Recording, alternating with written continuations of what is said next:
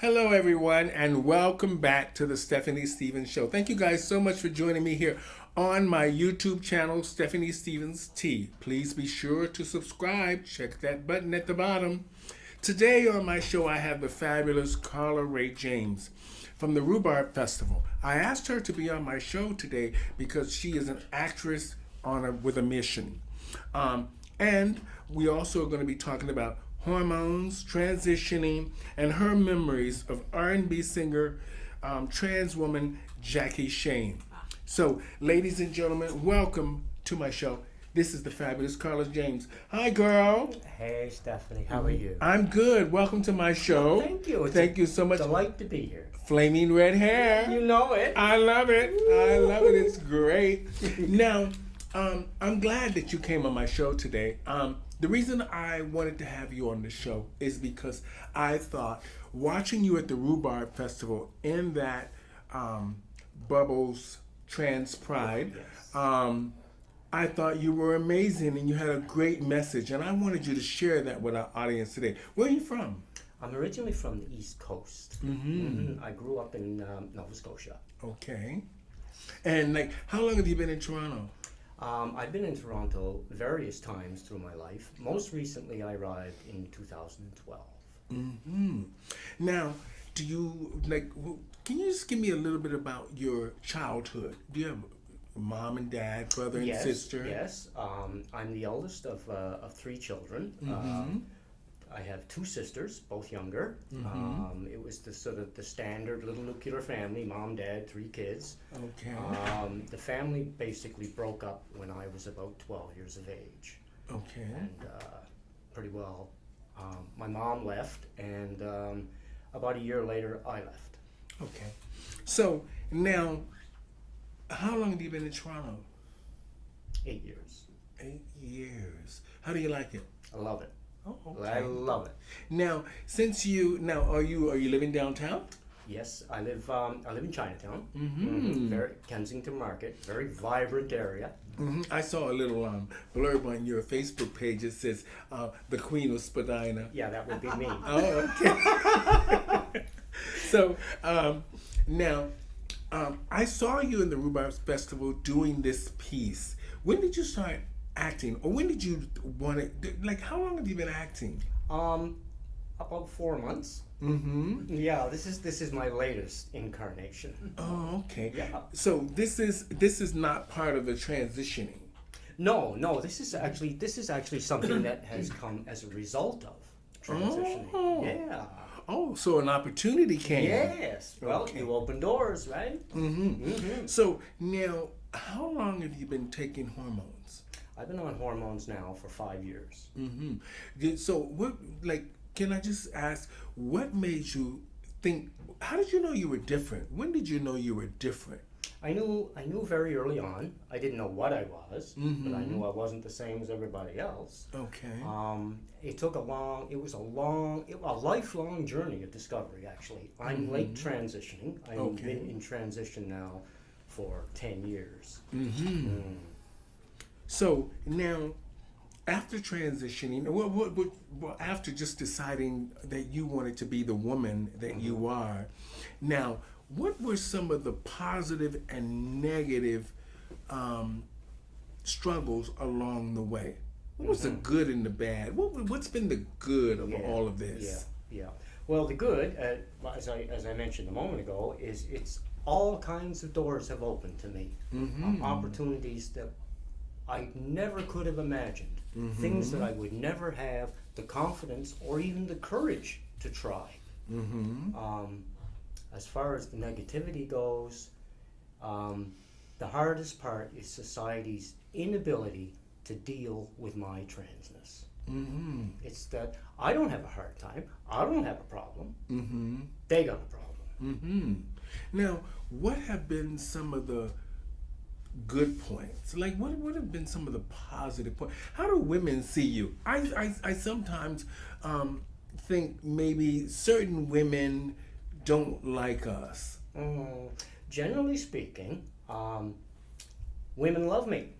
Okay. Generally speaking, there is a certain segment of the population that has a little bit of difficulty with the whole concept. And oftentimes I find that's a result of belief systems that they may have. You know, and anybody who meets me, who spends any time with me, you know, things are great. They love it. It's okay. Well, yeah, okay. Now we get you now, girl. You know, we understand you now. You know, and they welcome me open arms. But if you know, but in the beginning, you know, if especially people with strong religious beliefs, sometimes that gets in the way, and they can't see the person. Right? Like, what is your like? Sorry for cutting you off. Okay. What is your what is your religion? What's your back? Like, what is? I would. I'd have to say that I'm sort of pagan. Okay. The old religions, right? The earth religions. Okay. You know? Yeah. No, I mean we all have our rights to believe in what we we absolutely. believe in, and I truly believe that. Now, in the transition process, once you decided, did you go to a doctor and like just explain to us the process of you deciding to take hormones, see a doctor, and what was the experience like of that? I mean, just so we can educate maybe some people out there in a small town or just anywhere that might be feeling like they're different. Yeah.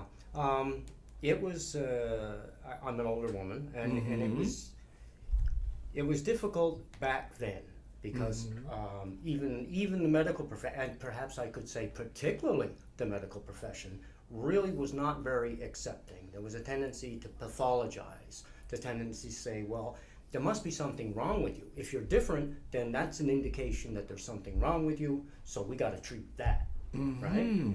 That made it difficult. It's different now. Things are changing. It's much easier. Society in general and the medical profession in particular is much more supportive. Okay. In those days, you pretty well had to work it out by yourself, right? So you were looking for sisters. You were looking for role models, right? And hence Toronto. You know, people say, why is there so many queer people in Toronto, Karla? And I say, well, because there's so many queer people in Toronto, right? Because this is where we come. Because this is where we find community. This is where we find our own people. And we thrive in the company of community. Now, you know, in the LGBTQ pronoun community, I have to ask this question. Of course you do. What's your pronoun? She I've learned and so her. much. Okay. She and her. She and her. Okay. Yes. Now, how do you feel about that whole identity thing when people are taking the pronouns she, her, they, us, we? Yeah. Personally, I feel I can respect that. I can respect how people feel about themselves. But I feel we have to be a little bit careful with that because if we divide this into too many little pieces, every time you do that, the box gets smaller, right? Okay. And the numbers get smaller. And united we stand, divided we fall, right? And our strength is in numbers. So if we start cutting people out, we may find ourselves standing there alone. And you don't want that. Because, right? Never forget what you are, because society won't. And they'll use it against you. That's very wise advice. Now, let's say in general, what is your day like? Just let's say Karla is walking down the street. What is people's reaction to you? Can they tell, or do you pass? What is it? The whole pass thing. What is it that you need to pass? That's another thing, and I'm not really big on that. I pass as a trans woman. That's the identity I claim. I claim a trans woman. I'm not trying to be anything else. I'm not trying to take anybody's place. I'm not trying to occupy anybody's space. So as a trans woman, yes, I pass that, right? People, I get looks. I get looked at, right? And is that a man or is that a woman? No, I'm a trans woman. Thank you very much. Now, now that you said that, now, what kind of men are attracted that you are attracted to that you think are attracted to you? I mean, the tattoos and everything sort of Yeah. would either make you a dominatrix fetish. I mean, most men would look at you as though either you're a biker chick or you're into dominatrix. Like, and the flaming red hair and the lips. I mean, these are all Very provocative. and sexy. Yes. So, what kind of men are you attracted to? I have a very specific flavor. I like black men. Oh, is that for a particular reason? Yes, it is, because they're very smooth and they're very confident and they approach me. Oh. I have no time for a boy that's going to sit across the room and make faces and winking and blinking at me all night. I'm blind. I can't see that far. Oh. You got to come and talk to me, right? You got to come and talk to me. Yeah, flirt with me. Now let's just talk a little bit. Now that you've opened that window, I'm going to go back because the hair and the tattoos. I think people want to know a little bit of the history of the tattoos and the hair. But I want to talk, now that you said that you're attracted to black men, now you know how hard, now me being black, I know how hard it is for black men to come out and say that they're either gay or they're bi. Yes. They always want to put on this face like they're men. Now, not necessarily that you have to tell us straight out. I mean, it'd be a good idea, but when it comes to the sex, are they tops or are they just or they're bottoms? No, I'm the bottom. Okay. I'm the bottom, baby. So you need a man. Yeah, you got it. Oh, okay. Yes. So that's all I wanted to say, because some black men, if you ask them about the what do they call that, pegging? If you ask them about the pegging, they'll say, no, I'm strictly the top. I'm the man here, and no, I don't do any of that back door stuff. I'm gonna do it to you because I'm still the man. Yeah, right. Yeah. But at the end of the day, how do they treat you after very the well. sex? Very well. Yes, they treat me very well. Very romantic. It's very loving. It's very Let's get back to the tattoos. When you what was your first tattoo? My first tattoo was this one. This was done in 1979 by Beachcombers on Queen Street West. Yes. And was that a rebellious tattoo, or was that acting out, or was that just something you felt you needed to do? This was my armor. Right? Because back in the day, everybody's inked now. I mean, it's very fashionable, and you'll see young women with all kinds of tattoos. But back in the day, if you were tattooed, you were either a criminal or you were a biker. Oh yeah. In either case, you were dangerous, right? Okay, so I'm not very big, right? And in my early 20s, I was not a very imposing figure. So I needed something, right? I need armor. I need some kind of defense, right? So that was the ink, right? It's stay away from me because I can hurt you. Well, that's a good thing. I mean, now it's considered fashion. Oh yes, yeah. It's like doing your eyes. Yeah, right. It's no big deal. How do you feel being a woman now that you've chosen? This is who you are. This is who Karla is. How do you feel now that you've made the decision to live your life this way and accept the challenges of being you? How do you feel about? I feel so fulfilled. I feel home. I feel at home in my life and in my body for the first time ever. Okay. I mean, I look in the mirror and I love myself. Right? I say, oh, look, there you are again. It's a new day, girl. Come on. You know what I mean? Right? But that wasn't always the way. I used to look in the mirror and I used to hate myself. Self-loathing, and I can't stand myself, and I don't think I can live in this world another day. That's all gone. That's all gone. So I hear you are actually going to do something that's going to make Karla feel special and make you feel like you need to do what you plan on doing. I hear you're going to do some surgery. Yes, I am. This is my 10th year of transition, and I've been saving my loonies and toonies, and I've done my best, and I've accumulated a fair little sum, and this year I'm going to get full facial feminization, and I'm also going to Oh, get invest in implants. some tatas. Oh, wonderful. Well, you know, a girl's Well, got to right, have the right. tatas. Oh, yeah. You know, we got to have the You money got to makers. fill out the dress, right? Oh. That's very good. I have to use that in my show. Thank you. You don't mind if I steal that No, joke, do you? honey, you Okay. help yourself. Now, it's great to see that you are actually happy now and things are going in a positive direction for you. I mean, because you know, a lot of times we face so much adversity and trouble from a lot of different groups and different people and just every day, sometimes even your own friends. Yes. Now, People are a little too quick, and then they see us sometimes and they think, well, they got to be mentally ill. They got to be desperately unhappy. They're depressed. They're drug addicted. They're alcoholic, right? They're promiscuous. This is all because they're unhappy. Well, they may, there may be those among us who are unhappy, but I'm not. So, have you ever went to support groups to help you deal with the transitioning period?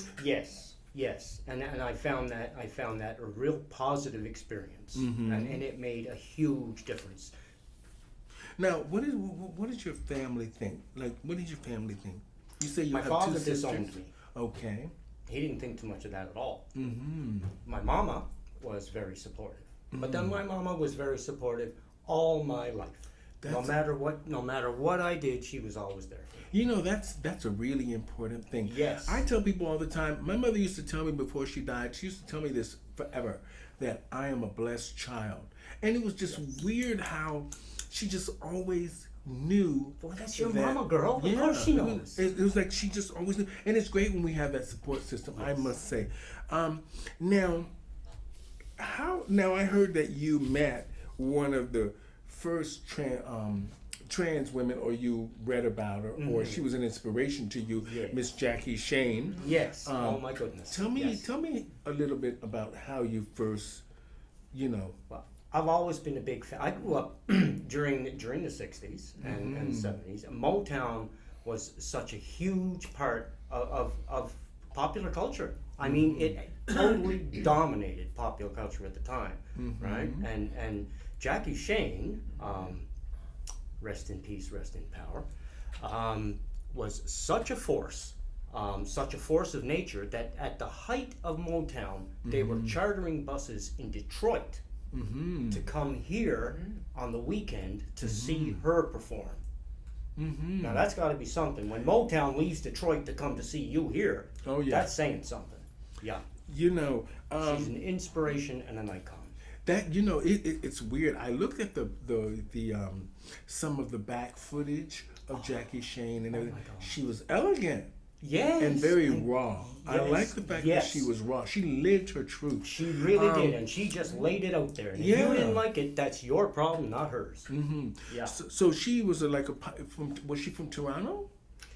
No, she was originally from the southern states. Yeah. And it was great the fact that she was a trans woman, like you say, living her truth back in 1979. Can you imagine what that took? And people actually, when people pay their money to come see you, that means that you are talented. You have a voice that you can use in many areas. It was great the fact that when people get on a bus to come see you and pay their money, that means that you are influential in the world. You got something to say, and they want to hear it. Now, during your transitioning and doing what you do now, what is it that you think Karla can, teach some of the trans women? What's your advice to trans women or people who feel like they're different to pursue their dreams? Let's say like Jackie Shane and yourself as an actress, and people that even myself who's working to have my own talk show. What do you say to people that have these dreams but are scared? I say come out wherever you are. Right? Don't be afraid. Live your truth. Live your authentic life, because you can't live any other life All those other lives are taken, honey. The only one you got is the one you're born with. Yeah. Now, when you first went to the doctor and you talked to him, how? I just want to know what was the conversation like? What was your first words to the doctor that you were different? How did you explain to him that you wanted to go on hormones? Yeah. It wasn't easy, and I went through 5 doctors before I could even get the words out of my mouth. Right? I came to my present place in kind of a roundabout way, because rather than a straight transition from who I was, I sort of moved through the gay community. I lived for a while as a gay male, right? And then slowly moved, became a little more trans, and that's how I arrived at it. So when it came time to actually speak about hormones, I mean, I was already living as a woman, and I mean, as a patient, they were familiar with that. So it was almost inevitable. I mean, like, they knew it was coming before I said so. Oh, wonderful. Now, what's your, let's just say, what is a day like for Karla? Just like, let's just say you're out and about. What is your day like? Well, I don't book anything before noon. Oh. Right? First rule. Yeah.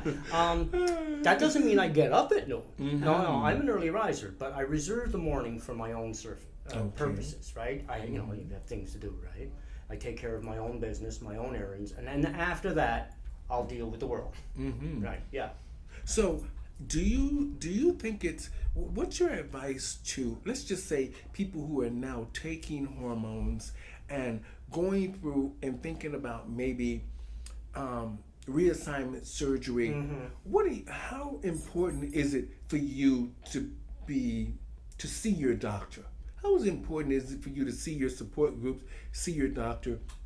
What's your advice to them? Because sometimes people, they take the hormones and then all of a sudden they say they want to be a woman overnight. Yeah. And then they stop going to the doctor. They stop taking their hormones because they feel like they're feeling fishy, and they've obtained the goal because that's it. They think that I'm there. I don't need y'all anymore. Yeah. Well, that's not really the way it works. It's a very long and it's a very incremental process. And hormones literally affect every cell in your body. Literally every cell in your body.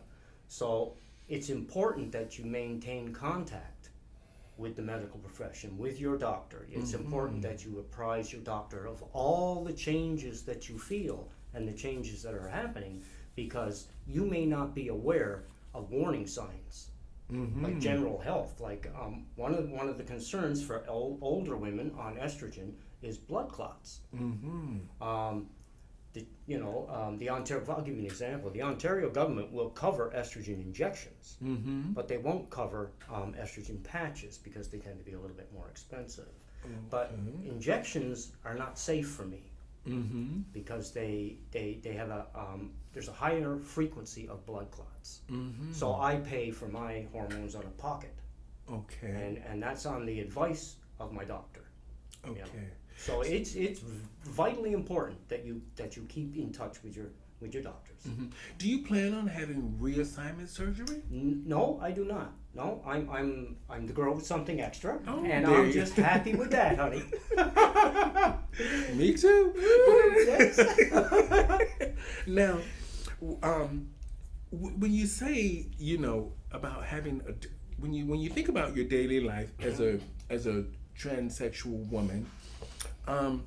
Do you work? Do you actually have a job? Yes, I do. And how do your coworkers treat you? Like when you come in every day, and let's just say there's a new employee that just happens to be there. They haven't met Karla yet, and Karla comes in being Karla. Yeah. Well, I don't stand for intolerance. I don't stand for hate. I won't put up with that. I demand respect.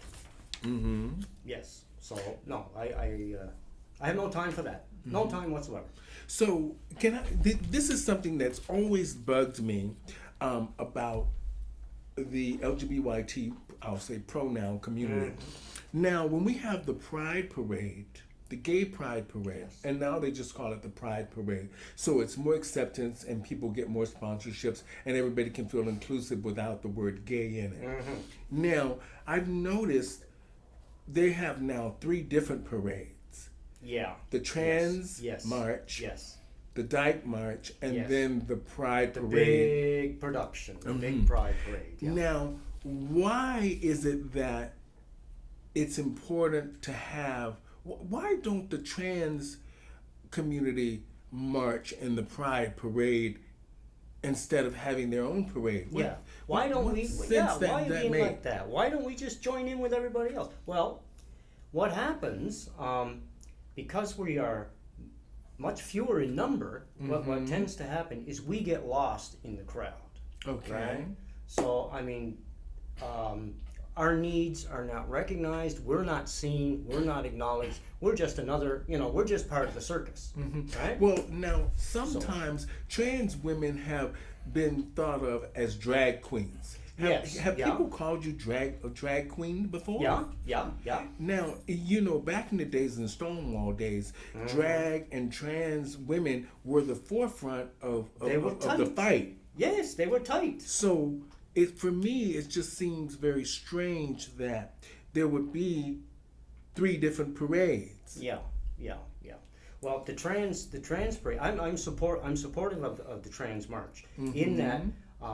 As you know, the origins of the parades and that it was a protest. This was a protest march. It wasn't a party.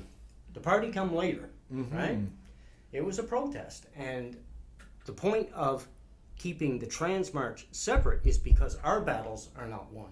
Okay. We're still struggling, right? And if we march along there with Royal Bank and all the rest of the big dollars, right? Then everybody says, "Oh well, things must be fine. Look at them, right? They having a good time, right? Woo!" Yeah, no, we're not having a good time, right? We're still jumping off of buildings. We're still being murdered, right? We have to drive that point home, right? And when they see us marching separately, as a group unto ourselves, it's very, very difficult for them to ignore us and our needs. That is really good. Thank you. It's really good. Now, at the end of the day, let's just say, what's your advice to trans women activists? What is it that trans activists need to do to make your life better? For me, Because in our community, I have found that trans women don't do enough. More, I would say, even the government do more to support us and try to help us than our own community activists that so-called are supposed to be standing up for us. This is an issue. Well, as I said, it's about unity. It's unity. We have to stand with one another. And if I was to say anything to people who are active in activism, don't forget, right, that just because we on the far side of 50, we didn't disappear. We didn't go anywhere, right?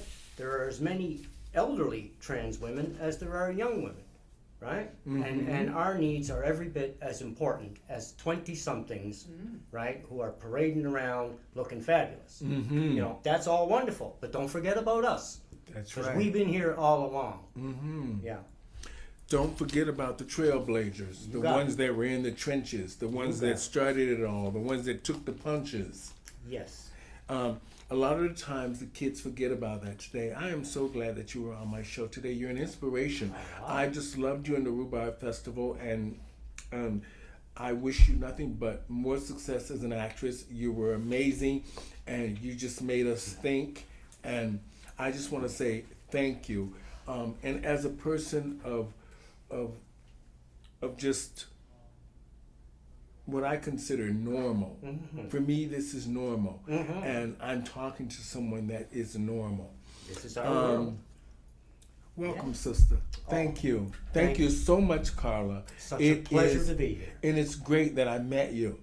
And you know what, girl? Together, we're going to make it. Yeah, we Okay? are. Yes, and we are. stay strong. And you know what? Don't give up on your other sisters. You know. I won't. All I right. won't miss it. So thank you for being on my show. Thank you so much. You're an inspiration, ladies and gentlemen. Thank you guys for being on the Stephanie Stevens Show. Thank you guys so much for tuning in. Please be sure to subscribe. Today I had the fabulous Karla Ray St. James. In my final thoughts, I think we all have the right to choose what makes us happy and whole. Thank you guys very much. Over and out, everybody. Bye-bye.